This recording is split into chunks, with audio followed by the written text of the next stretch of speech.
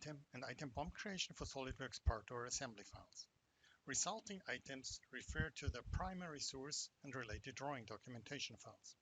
For assembly components, the BOM derives directly from the CAD BOM. The current state of the bill of material behaves like a preview. The individual item creation is still pending until the edit state ended. Item-centric workflows allow managing linked files directly. In this example, we are going to add another component to the assembly source. We move back the component state to work in progress for editing.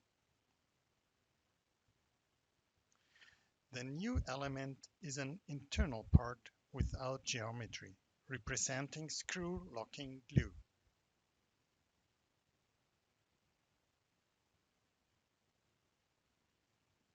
We name it manually and skip automated volt numbering later.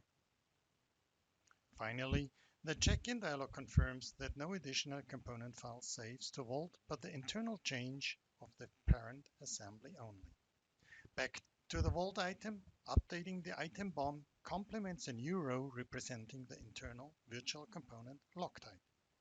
Note, this item is unique within this assembly's context, but can complete any metadata information like title and description.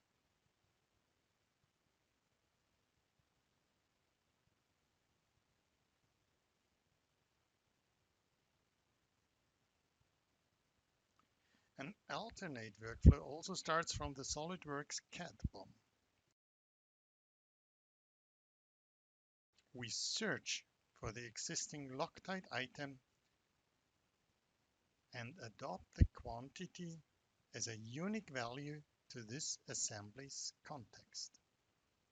The resulting row is of type manual or non-CAD and will remain static and independent of future changes in the SolidWorks assembly.